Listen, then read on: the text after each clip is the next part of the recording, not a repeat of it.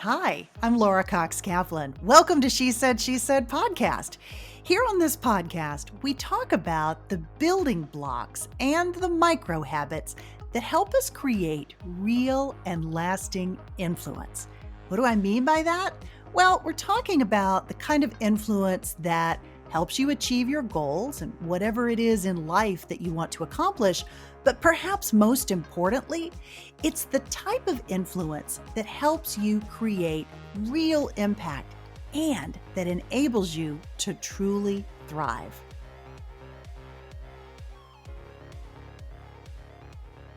Hey friend, welcome to episode 295 of She Said podcast. I don't know about you, but I am super excited for summer and especially for the opportunity to kind of slow down just a little bit and spend some time thinking about and reflecting on where I want to go and thinking about this podcast and thinking about what we've learned over the past 6 months this year. So it's one of many reasons why I was really excited to bring you today's conversation because it gives us a roadmap of sorts to kind of do a deep dive into introspection.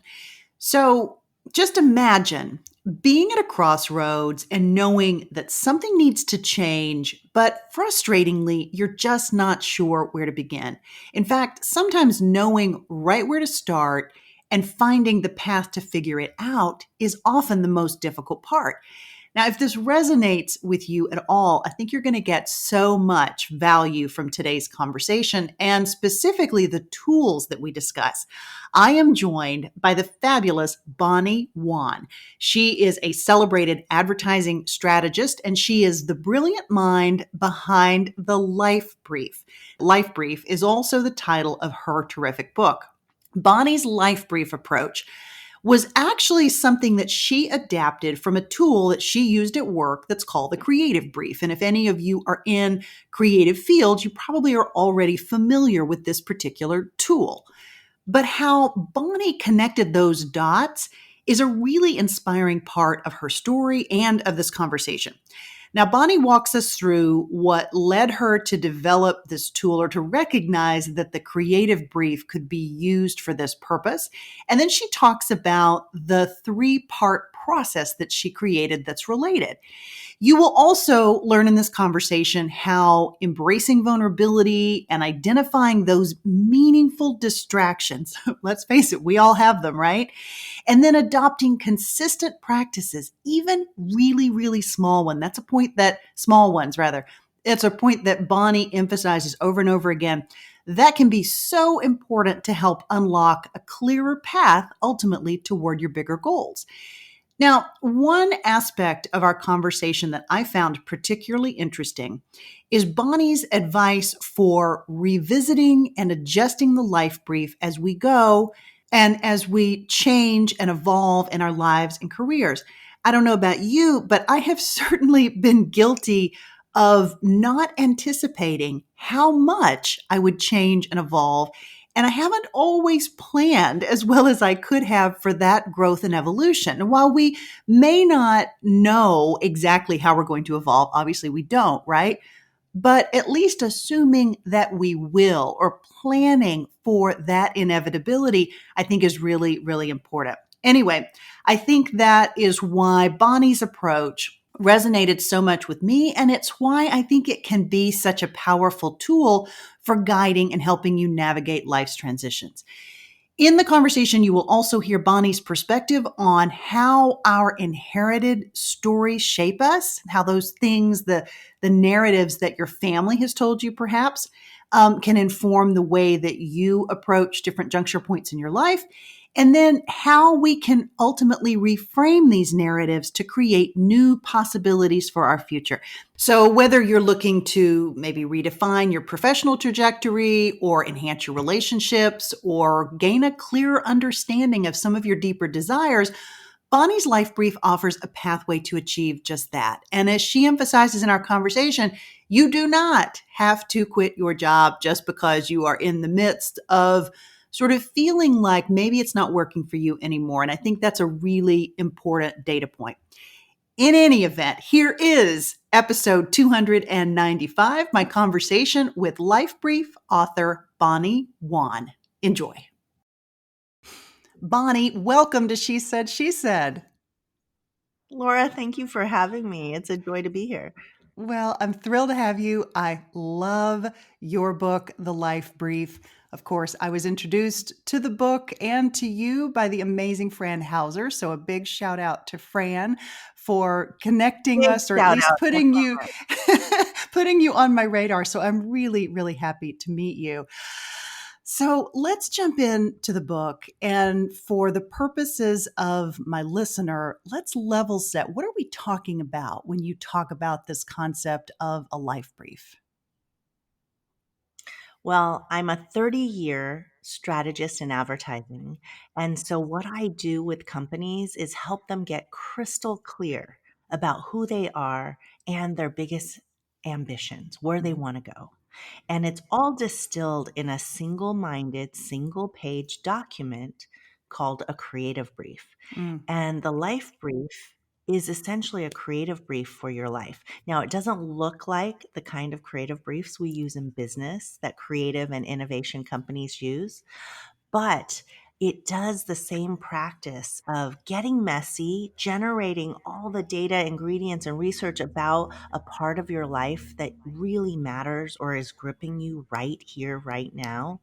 And it distills it down to a inspirational, motivating, action driving clarity that propels you into change. I love that. I was so intrigued by the fact that you've used this concept that you used in business for all these years, and that you found a way to retool that for personal and professional sort of growth and development, if you will. But let's talk about the journey that led you there, because I think it's probably safe to say that was not entirely obvious to you right away. You went on a journey to put the pieces together. Let's talk about what happened. It definitely came up organically and spontaneously in a moment of despair. I call it the dark chapter of my Mm, marriage. It was in 2010. I was the mom of three. Now I'm the mom of four. That's why I say that was. But I had three kids under the age of five, and my career was taking off. I was in a marriage and we were in the chaos and throes of young parenting. mm, We weren't necessarily young in age, but it was those early stages and we were figuring it out. It felt like building the plane as we were flying it. mhm, And I was the sole breadwinner at that time. I still am. And at that time, also the full time restaurant and chef, head of housekeeping, head of playdate planning, all the things that come with new parenting. And I was frustrated. I was really bitter. I felt like I was taking on an unfair share of the load. I know a lot of women who feel this way. I was also exhausted. So that colored, how I was seeing things. And I was critical on myself and also my husband. We seemed to be arguing at every turn. And I was just lost and in a ditch of what am I doing? Can I hold all of this up? And the story in my head was that my marriage was broken, that I mm, had married the wrong partner, and that I maybe couldn't hold it all together. And as a reflex, in my darkest hour, I took a trip back to my childhood home, stayed with my parents, and I thought that that would give me some calm and reflection. But the questions kept resurfacing and circling until I had a reflex to do what my strategy approach is, which is write it all down, mm, take notes, collect the data, collect the ingredients of what's really going on. So I just scribbled madly and gave myself total permission to be nakedly honest. mm, And the driving question for me was, what do I want? What do I really, really want? Not what do my parents want for me? What does my husband expect? What do my children need? But what do I want in my heart of hearts?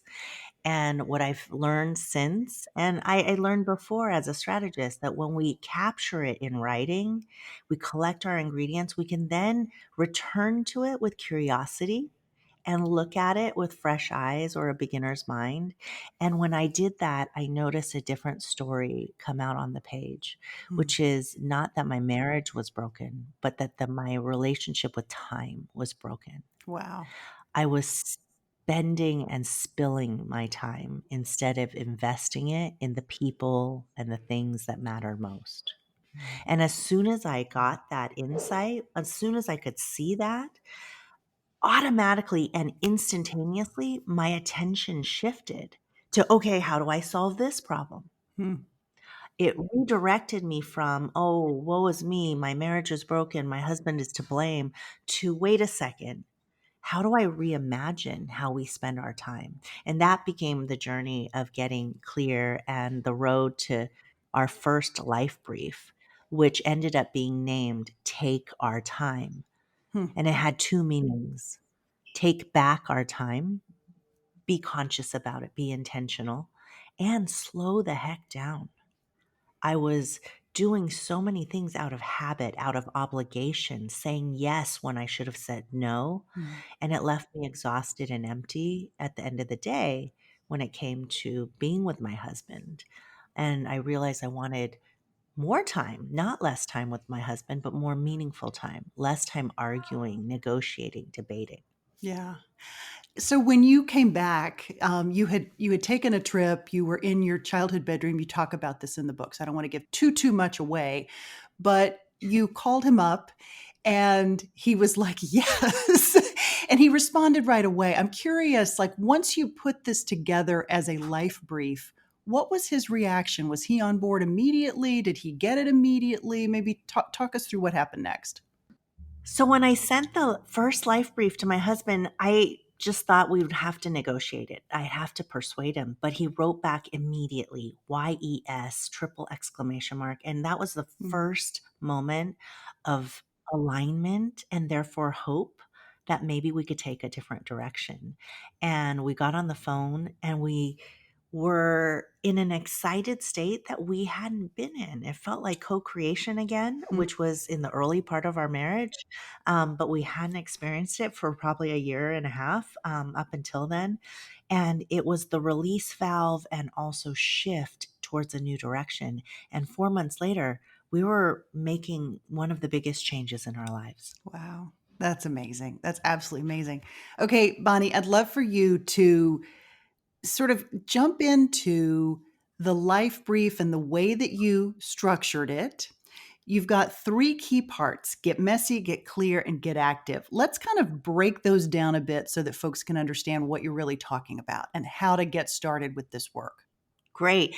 So, in my business, in my world of corporate and creative companies and innovation, there's a bias for action. Mm. So, a lot of times people leap into action and figure it out later. And there is a lot of goodness in acting. I don't believe in overthinking.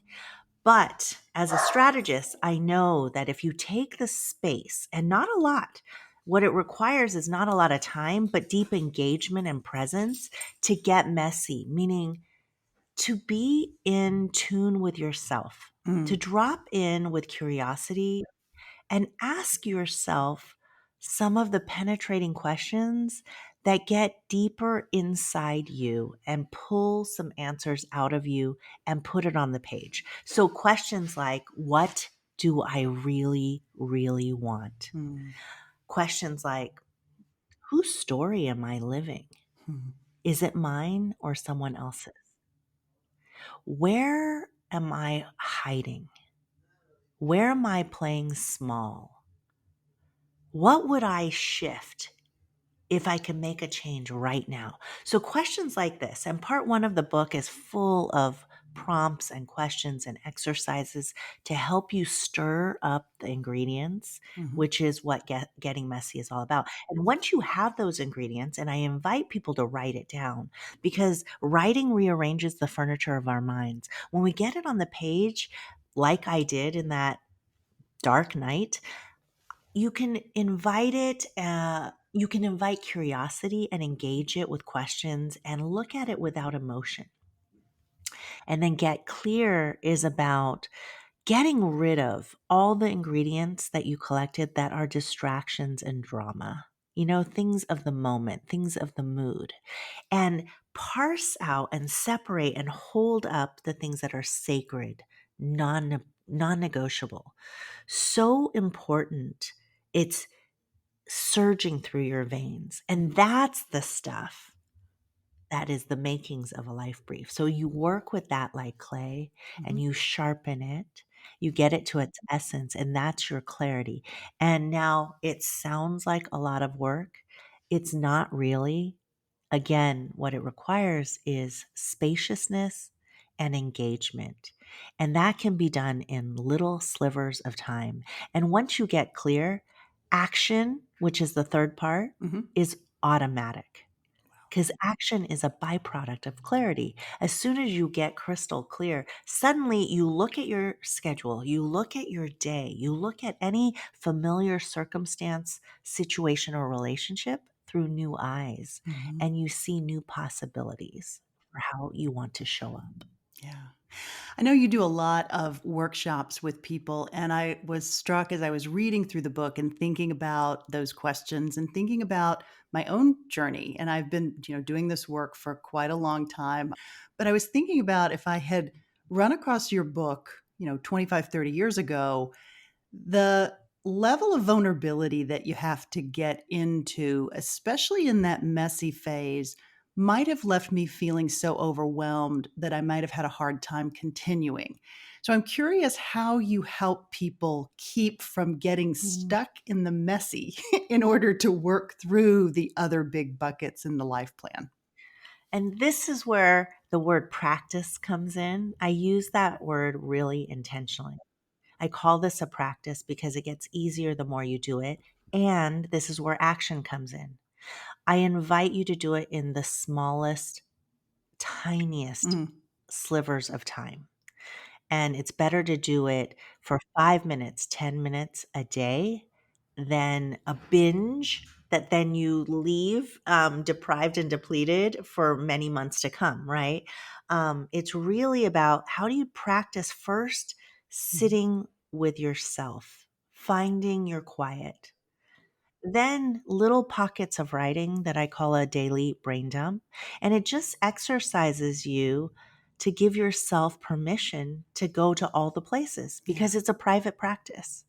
And if you can do it for 3 minutes, maybe 5 minutes a day, and sometimes scary stuff might come out, but it typically people will tell me it's cathartic to get it out because once it's outside you, now you've created space for new emotions, new ideas, new insights. So I'm talking about tiny slivers, and I say make it so tiny that it's inexcusable and then try Mm. to make it irresistible.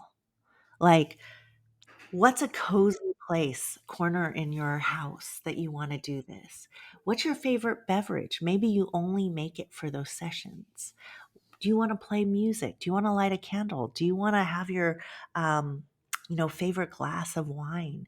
Who knows? Maybe it's a nibble at the end of the day. Try to create an irresistible circumstance that you Mm. can start looking forward to. And then it becomes less daunting. I absolutely love that. Let's talk a little bit about the role of story and going back to understand maybe those pieces of our stories and also the pieces that maybe don't serve us as well. You talk about reframing in the book, and I was reminded as I was reading that of the work of Carol Dweck and the growth mindset and how you sort of look at something that maybe is not so great and find a way to glean the most positive aspects. Maybe talk a little bit about how you think about story, how you advise other people to think about their backstory and maybe use that in ways that are more positive. We are all filled with stories, and not all of those stories are ones that we've generated from our own Mm, experience, right? We've been handed stories from the moment we stepped into this lifetime. And often they're there to serve us. They're given to us in very loving ways, but they form the narratives that direct our actions. I remember my first retreat that I led in Costa Rica. On the very first day, a woman said, "My parents told me never to ask the question, 'What do I want?' mm, That will always lead to disappointment." wow. So that's a story. And it was a story that was keeping her from going there, right? And it was a story given to her out of love, out of protection. But by the end of the retreat, she was ready to let that story go and invite a new story. So we are filled with stories that we've inherited, adopted, picked up from others. And Mhm. part of this practice is sorting which stories are ones you want to keep and which ones do you want to shed and let go of, right? And if you were to rewrite your past, how would you reframe it?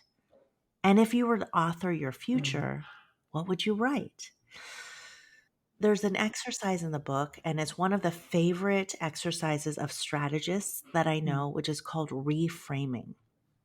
It's where you take a thought, a belief, a value, and you rewrite it. So, first, you write it in the way that you see it and you have known it.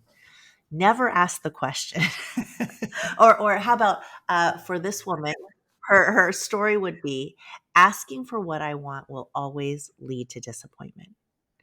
And then the exercise in the next chapter is to mm, now, how would you rewrite that story for yourself? And try rewriting it 3 or 4 times. Maybe if I don't ask for what I want, I will never know if it's available to me. Asking for what I want is a sign and demonstration of self love. Daring to ask for what I want is a practice of being centered in my life and creating the life yeah. I really want. So it's a practice of trying on new stories and seeing which one might propel us into a new future. Yeah. Yeah. On that point, propelling us into a new future, I am thinking about all the people who may be listening, women who may be listening who are in the midst or considering some kind of a career pivot. Let's talk a little bit about how the life brief can help support you as you contemplate or maybe navigate those pivots in life. And let's face it, those are inevitable. I didn't necessarily see mine coming. It just kind of bunked me on the head and I said to myself, I'm really not where I'm supposed to be. But let's talk a little bit about how the life brief can help us maybe be a little more self aware and also help us navigate those juncture points. Yeah, pivot is a scary word for a lot of people, especially if it's self directed or Hmm. proactive, right? Because Yeah, it's like, oh, terrifying, so much change. And again, that's why I invite small, small, small. We're vulnerable when it comes to change, right? But change is, as you said, inevitable. There is nothing but change. And it's coming fast and furious, and it's not going to slow down. We are living in a time of peak complexity, ambiguity, uncertainty. right. Just open the news and you can see it. And actually, don't open the news too much, it's unhealthy for us. Um, Right. that's why getting messy is so important, right? To ask yourself the questions, the penetrating questions that say, hey, how do I want to show up? How do I want to serve? What do I value? What matters most to me? And is that aligned with what my life looks like right now? And it doesn't have to invite big change because what I've found is the tiniest shifts in how we show up in any of our relationships, including our relationship with work, is an automatic invitation to other people around us to shift how they respond. Mhm. And that can have ripples that automatically unfold bigger and bigger change. And it doesn't always have to be massive change or monumental change. It can be the tiniest shifts that improves your current situation. Now, when it comes to work, I've been through every stage of this. In the beginning when I was doing it, I think it really propelled me to partner and head of brand strategy, which was not anything I had ever imagined was possible when I was working a 4-day week as a mom of four Wow. in a different city from our agency. Um, and that was a really exciting time when I let go of my resistance to a Mm. story in my head about the job I wanted. I ended up doing the job that I had always dreamed of. Then in 2020, when the pandemic hit, the George Floyd killing happened, and the Asian women in Atlanta, I had to take a really deep look at my Asian identity and Mm. realized all the ways I had assimilated in order to succeed. It started when I was in eighth grade, all the way up to adulthood. It got me to where I was because I was able to mold myself to a culture that wasn't mine to begin with. I went against my nature. And then I could see all the ways participating in that story, that culture, had worked against me in terms of serving other women and misrepresented people in the workplace. And so I wrote a new life brief then that really pivoted my leadership and what I focused on and how I led within an agency and really working to be a change agent. And then most recently, as my book launched and took off, I saw that my time got reconstructed once again. And it brought me full circle right now to my original life brief, which is how do I take back my time? Mhm. What matters most in this chapter of my career? Can I pivot more towards a career of service Yeah. versus the commercial world, which I've been in for 30 years? So we're navigating that change right now.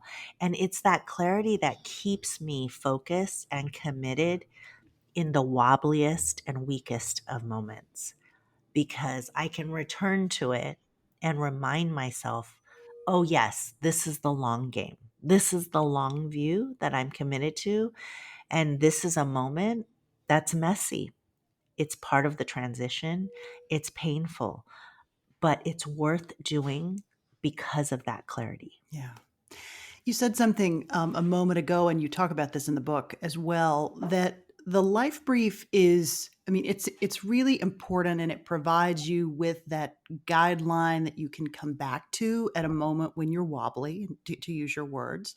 But you also talk about the fact that it's not necessarily a one and done, that you may need to revisit this with regularity. Maybe provide us with some advice on once you have this product, then what? How often do you revisit it? How often do you change it or adjust it? Maybe give us some perspective on kind of the long game with the life plan. Yeah. So Take Our Time was that original name for that original brief that had 5 declarative statements. And I invite people to write it in a sticky and sharp way so that it tattoos into your mind and your heart. You don't have to open it up every time, right? You don't have to have it on you, though you can take a photo of it. And every time that I was at a crossroads, take our time was that tagline almost, right? That came up in mind. Oh, yes, this is what I'm doing. When I'm getting that invitation and it means that I have to leave my family and it's not exactly what I want, okay, that's a no versus a yes. And then eventually new things happen. Circumstances change. We moved our family from the Bay Area to Portland, Oregon, and it opened up and unlocked a golden chapter. We went from the dark chapter of our family life to our golden chapter, and we ended up having our fourth child, Mabel. Wow. And through those years, now it's 6 years, eventually I found myself in a new place, yearning for new things. What I really, really wanted was the next step in my career because I had really invested in my partnership and my marriage and being the best mom I could be in those early stages.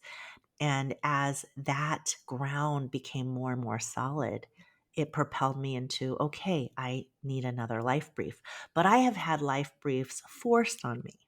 You know, in the book, I talk about the mad love brief when the second time our marriage was deeply challenged. My husband threw out the question that surprised and blew my mind. Are you still madly in love with me? Oh, What? wow. Who asked that? In the middle of an innocuous everyday fight? And the answer was no. Mm, I didn't say it. I didn't let it out, but it came up to my throat and all the way to the edge, and I held it back. But it did force me to contend with, hmm, do I want to be madly in love with my husband?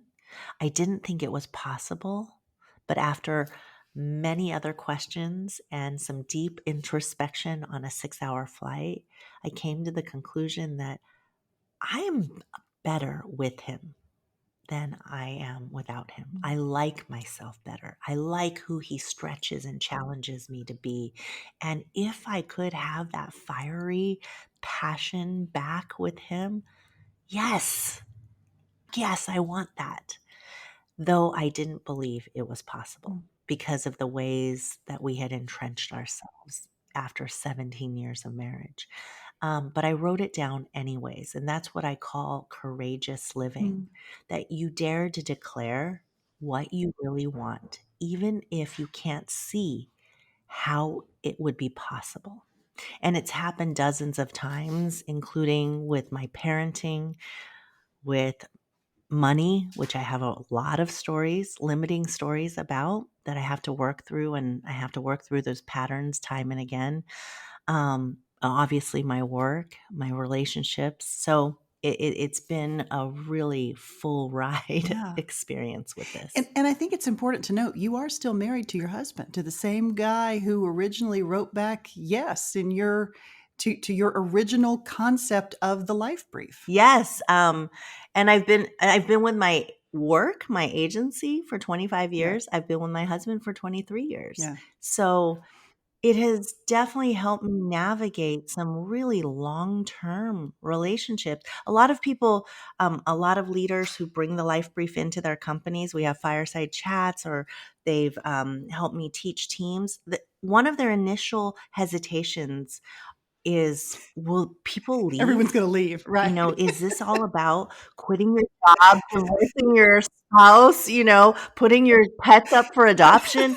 And actually, I think I'm living proof that it is the way to deepen those relationships. Mhm. And now, since launching the book, I've watched relationships deepen between strangers Mm, who choose to do it together. Because somehow this practice feels like something that gives people a sense of belonging, mhm. allows them to reveal deeper parts of themselves, and foster more meaningful bonds with people. Yeah, that's so beautiful, and it's such a piece that I think is often missing. We that this idea of connection and the ability to collaborate more effectively with each other at a time when we are really divided about what we believe about the state of the world. I think that's such a beautiful thing that you're bringing people together in that way. Bonnie, how can people potentially work with you or have you come and talk to them about the life brief? Yeah, well, I'm doing a lot of talks, and that's been really fun for me to engage with people and meet different people and hear their stories. So I've been doing a lot of talks at companies and then within communities. I'm also doing workshops with teams and with leaders, leadership briefs, and then also helping people get clear about their next stage in their work. So it's been coming up in lots of different iterations, and this is the joy work. This is the service work, and I've just created more space in my work time to allow for it, and it is deeply joyful. Yeah, I love that. So people can reach out to me. on social media on LinkedIn and Bonnie Wan Official on Instagram, or come to my website at thelifebrief.com. Fantastic. Bonnie, thank you so much. This has been such a pleasure. Laura, thank you for having me. Hey, friend, thanks so much for joining me for episode 295 of She Said, She Said podcast, my conversation with the Life Brief author, Bonnie Wan. I've included a link in the show notes where you can order her terrific book. But I also would love to know what you thought about today's conversation. So be sure to let me know. You can find me on Instagram at Laura Cox Kaplan. Or even better, you can leave me a review. I would really, really love your feedback and your thoughts. You can leave a review wherever you're listening to this podcast from, and I would be super grateful. You can also send me an email at info@shesaid.media. Your input really helps as we think about content going forward and the types of topics that are most valuable to you. As summer gets underway, I will be taking some time off. I will probably pause the podcast for a couple of weeks as we retool and think about how to give you the most value for the time that you spend with me. I am really, really grateful for that time, and I want to make sure that we are all using it together really efficiently and effectively, and that you're getting something of value. So it's helpful for me to hear from you, and so make sure you send your thoughts my way. In the meantime, have a great rest of your week and a great start to your summer, and I'll talk to you again real soon. And remember, She Said podcast is a weekly production of She Said Media.